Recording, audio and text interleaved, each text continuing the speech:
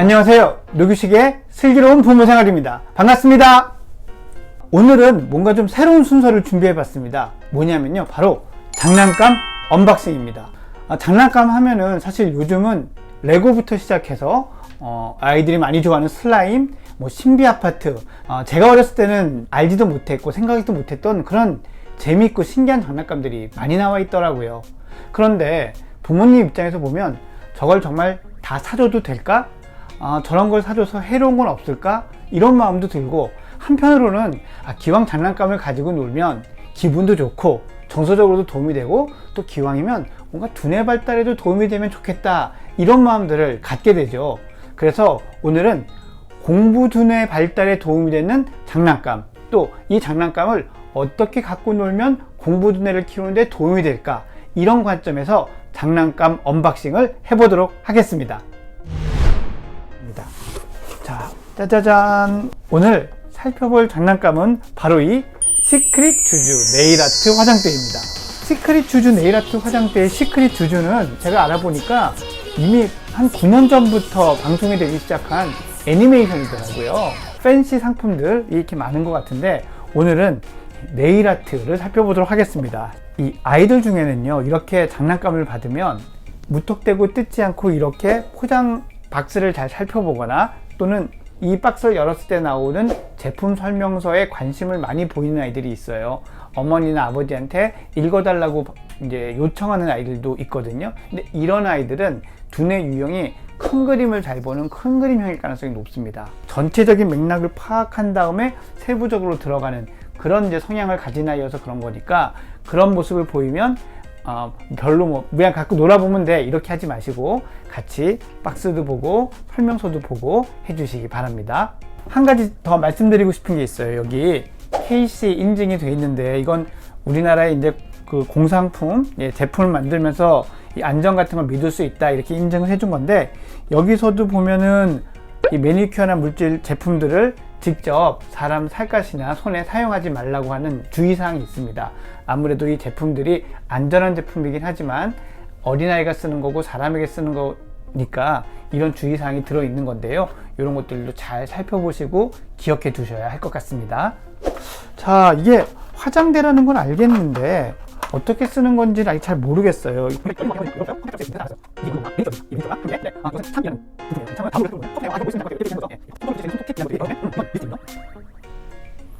색깔은 나오지 않는 것 같아요.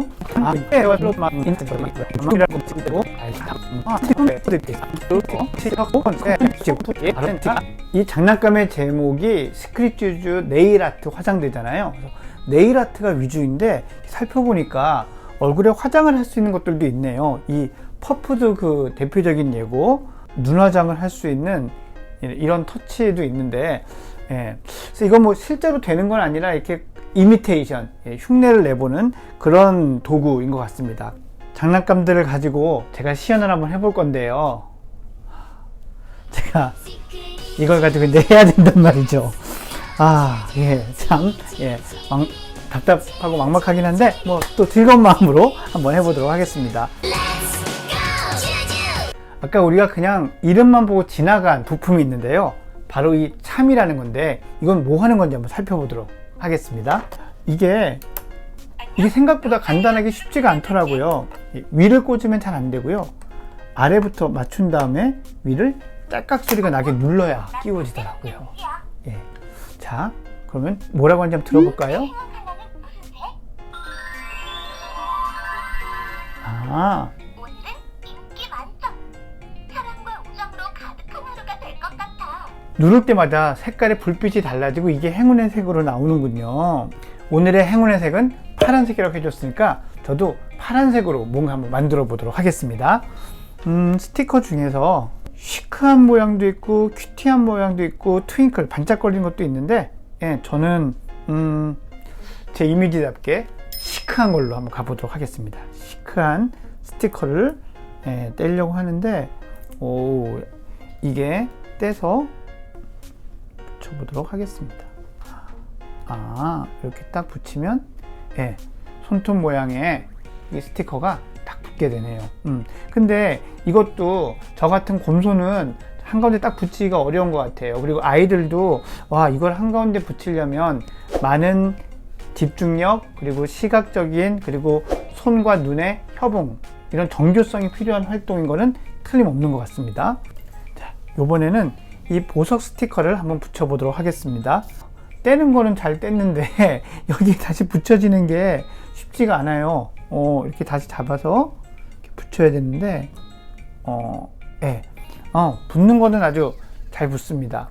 근데 이런 걸 보면 아까도 말했지만 손이 꽤 정교한 운동을 할 수 있어야 될 것 같아요. 그래서 이런 것들을 어느 정도 할 수 있는 아이들이 이 장난감을 가지고 놀면 손이 정교해지는 데는 분명히 도움이 될 것 같다라는 생각이 듭니다. 그리고 이번에는 매니큐어를 발라보는데 오늘의 행운의 색이라고 추천받은 파란색 계통을 한번 발라볼게요. 이렇게 발라질 수 있구나. 이게 그 도트라는 건데요. 여기에 이게 점을 찍을 수 있는 건가 봐요. 여기에 도트를 발라서 점이 찍히는지 한번 볼게요. 이렇게 하면 점이 찍힐까요? 이건 너무 흐린데? 어떻게 해야 되지? 도트는 생각보다 여기 쉽게 안 되는데 혹시 다른 곳에 여기 찍어보면 되는지 한번 찍어보겠습니다. 여기에 튀어나온 것들이 있어요. 이것도 정확하게 딱 그 튀어나온 도트에 칠을 한다는 게 쉽지가 않은 일이군요. 이거 생각보다는 손이 정교해야 되는데요. 만약 잘못 칠한 아이들에겐 물로 지울 수 있으니까 이것 때문에 너무 막 속상해하거나 할 때 그럴 수 있다는 것도 알려주시는 게 중요하고요. 이렇게 장난감을 가지고 놀다가 자기 마음대로 안 되는 그런 상황이 생겼을 때 감정을 다스리고 다시 해볼 수 있게 하는 것, 이렇게 실패로부터 뭔가 새로운 걸 배울 수 있게 하는 것도 두뇌를 발달시키는데 아주 중요한 역할을 합니다. 이렇게 하니까 색깔이 잘 안 칠해지는데 다음에 이렇게 해볼까? 엄마가 이걸 잡아줄 테니까 너가 이번엔 이렇게 해볼래? 라고 하는 식으로 이 새로운 대안, 새로운 시도 방법들을 자꾸 이야기를 해주고 그것들을 시도해서 성공했을 때 기뻐하고, 이런 게 육아교과서에서 그렇게 많이 얘기하는 작은 성취의 경험이라는 거거든요. 그러니까 이런 놀이 하나와 놀이의 대화 속에서도 아이를 격려하고 아이의 두뇌를 발달시킬 수 있다, 이 사실을 우리가 꼭 잊지 않았으면 좋겠습니다. 이렇게 보고 나니까 손이 아주 정교해야 되고 손이 정교해지는 훈련을 할 수 있는 데에도 도움이 되고, 또 그게 잘 안 됐을 때 생길 수 있는 좌절을 넘어설 수 있는 그런 기회도 되는데, 또 한 가지는 이렇게 다양한 색상과 여러 가지 스티커가 있으니까 이것들을 조합하고 또 자기가 이 머릿속으로 계획해 볼 수 있는 이런 시각적인 구조와 시각적인 조작, 이런 것들을 하는 데는 명백하게 좋은 이점이 있는 것 같아요. 다양한 색깔과 스티커들을 매치할 수 있는 것, 이런 건 이 장난감이 가지고 있는 뭔가 매력이다 라고 생각을 합니다. 근데 기왕이면 참에서 추천해주는 오늘의 행운의 색보다는 아이들에게 이 질문을 어머니가 해주시면 더 좋아요. 오늘은 어떤 색이 마음에 들어? 오늘은 어떤 색을 행운의 색으로 할까? 라고 해서 그 결정을 아이가 하게 하고 그 결정대로 놀이를 하는 것이 좀 더 좋다고 생각을 해요. 왜 그러냐 하면 특히 이제 이 장난감은 여자아이들이 갖고 놀 장난감이 될 거잖아요. 여자아이들은 특히 독립적으로 키우는 게 저는 정말 중요하다고 생각해요. 그래서 엄마 뭘 입으면 이뻐? 친구가 이걸 입으면 이쁘대? 라는 것보다는 나는 이 색이 마음에 들어. 나는 오늘 이런 색깔의 옷을, 이런 색깔의 장신구를 하고 싶어. 이렇게 크는 게 훨씬 더 중요하고 좋다라고 생각을 합니다. 이번엔 드디어 이 장난감을 제 손톱에 한번 올려놓아 보겠습니다. 자, 그때 쓰는 게 바로 이 양면 스티커인데요. 한번 몇 개를 만든 것들 한번 올려놓아 보죠. 우선 제 생각에는 이걸 먼저 떼는 게 순서일 것 같고요. 자, 이런 것도 사실 이 다양하게 보면서 어느 게 제일 좋은 방법인지 알아가는 것, 이것도 아이에게는 공부 두뇌를 쓰는 거예요. 그래서 어머니께서 자, 이거부터 떼야지, 스티커부터 붙여, 이렇게 얘기 안 해주시는 게 좋아요. 아이와 좀 차분차분 대화를 할 수 있다면은 어떻게, 뭐부터 할 생각이야? 어떻게 하면 될 것 같아? 라고 물어봐 주세요. 그럼 아이가 얘기를 하겠죠? 근데 그렇게 하다가 잘 안 돼요. 그러면 이렇게 하는 게 더 좋았겠구나 라고 대화를 하는 것, 이 자체가 아이에게는 공부 두뇌를 쓰고 있는 과정입니다. 그러니 이렇게 해야지 저렇게 해야지 라고 가이드를 주지 않는 것이 더 좋겠습니다. 근데 솔직히 저는 가이드를 받고 싶어요. 이걸 어떻게 하는 게 정말 좋은 걸까요? 우선 한쪽만 떼야 되겠죠? 그래서 제 왼손에 검지손가락에 붙이고 그 다음에 반대쪽에 테이프도 뜯습니다. 오, 이거를 아이가 혼자 한다면 정말 손이 야무져야 될 것 같아요. 자, 그리고 선택한 거를 여기다 이렇게 딱 넣습니다. 자, 하나가 완성이 됐어요. 예, 뭐 내친 김에 큐빅도 한번 해볼까요? 예, 이 손을 많이 쓴다는 거는 우리 뇌가 상당히 미세한 작업들을 한다는 거거든요. 이게 우리가 이걸로 막 장작을 패고 있는 게 아니잖아요. 이렇게 작은 활동들을 많이 하는 건 우리 뇌에서 운동 영역에 대한 자극을 주는데, 이 운동 영역에 대한 자극을 주게 되는 거는 나중에 실제로 뇌가 정보를 처리하고 그걸 끄집어내고 하는 속도하고 아주 밀접한 관련이 있어요. 그래서 이 손이 야무진 친구들이 실제로 문제를 풀거나 이럴 때 속도도 빠른 경우가 더 많습니다. 자, 마지막으로는 이걸 한번 해볼게요. 아까 제가 따로 도트를 해서 찍었던 것들이 진짜 붙여보면 얼마나 예쁜지 한번 볼게요. 근데 어떻게 하면 이런 손의 움직임을 키울 수 있느냐, 이런 장난감들을 가지고 놀 때 가능하면 본인이 직접 많이 하면 좋죠. 예. 근데 장난감을 가지지 않고서도 할 수 있는 아주 좋은 활동이 있습니다. 매일매일 하는 거예요. 뭐냐면 젓가락질이요. 예. 아이들이 젓가락질을 직접 할 수 있게 시간을 주고 기회를 주면은 이런 것들이 이렇게 미세 협응 운동, 눈과 손의 코디네이션을 키우는데 아주 큰 도움이 됩니다. 예. 저는 아마 이렇게 붙이면 밑에 도트가 이건 안 붙어요. 왜 안 붙을까? 아마 제 생각엔 제 손톱이 너무 커서, 그리고 이 손톱은 너무 작아서 이 곡면에 안 붙는 것 같아요. 자, 그러면 꽉 누르는데 이러면 색이 다 빠져나가지 않을까요? 색이 지워지는 것 같죠. 예. 네일 아트를 다 하기에는 제 손이 너무 크다라는 사실도 알게 됐습니다. 자, 어때? 이렇게 하면 여러분 좀 봐줄만 한가요? 아니에요? 빨리 내리라고요? 예. 그래도 근데 또 이렇게 하니까 이런 것도 좀 하고 싶어지는데요. 네. 자, 이렇게 갖고 놀아 보니까요. 우선 이 장난감은 시각적인 조직과 시각적인 조작을 도와주는, 훈련시켜주는 측면이 분명히 있고요. 눈과 손의 협응의 정교화, 이런 것들을 높여주는 그런 장난감이라고 할 수 있습니다. 이런 능력들은 제가 앞서서 얘기한 공부 두뇌를 키우는 능력 중에서 이 점검하기, 모니터하는 것, 이런 것과 아주 밀접한 관련이 있어요. 그래서 또 그리고 정보를 처리하는 속도랑 관련이 있기 때문에 그런 면에서는 공부 두뇌와 나중에 연결이 될 수 있는 그런 면들이 분명히 있네요.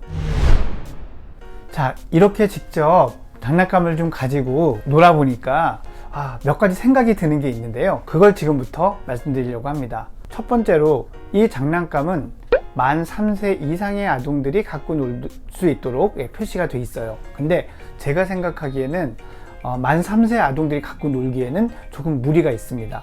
우선 아주 정교한 손놀림이 필요한데, 만 3세 아이들이 할 수 있는 손놀림은 예를 들면 그림을 그릴 때 이 V자, 갈매기를 이어서 그릴 수 있는 정도거든요. 그래서 만 3세 아이가 이걸 하기에는 평균적으로는 좀 어려울 수 있겠다. 적어도 한 만 4세는 넘어서 하는 것이 더 맞지 않겠나라는 생각이 들고요.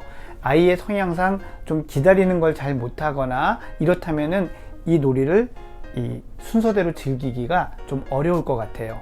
하지만 우리가 또 좀 생각하고 넘어가야 될 것들이 있어요. 첫 번째는 장난감 자체가 캐릭터를 가지고 와서 하는 거고, 또 이렇게 외모를 예쁘게 꾸미는 것을 목적으로 하는 장난감이잖아요. 그러니까 이 장난감을 아이가 가지고 놀다 보면 이 외모 중심주의, 외모 지향주의, 예뻐야 돼, 예쁘면 돼, 이런 것들에 나도 모르게 영향을 받고 어떻게 보면 물들 수도 있거든요. 그래서 이 부분에 대해서는 부모님이 좀 유의를 해주실 필요가 있습니다. 그래서 아이가 이걸 만들고 났을 때 너무 이쁘다, 너랑 너무 잘 어울려, 이런 칭찬보다는 너 테이프를 정말 잘 떼는구나, 야, 그렇게 붙으니까 정말 네가 생각했던 거랑 딱 맞는 느낌이 나온 것 같아, 이런 식의 과정, 거기에 칭찬을 해주시는 게 이런 장난감을 가지고 놀 때 부모님들이 좀 더 좋은 칭찬법이 아닌가라고 생각을 합니다. 이 장난감에서 한 가지 아쉬운 점은 정해진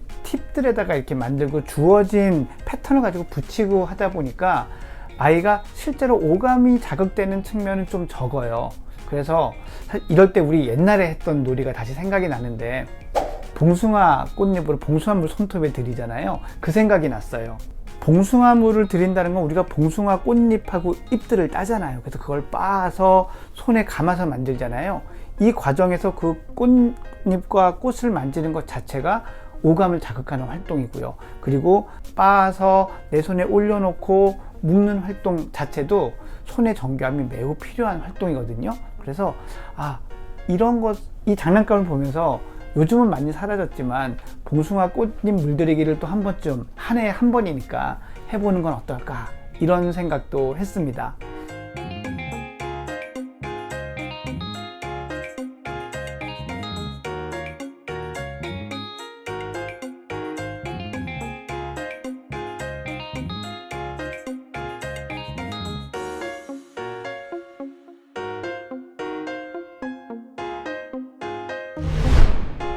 장난감을 가지고 놀면서 여러 가지 또 생각들을 하게 되고 또 새로운 것들을 좀 알게 돼서 저도 무척 재미있고 즐거운 시간이었는데요.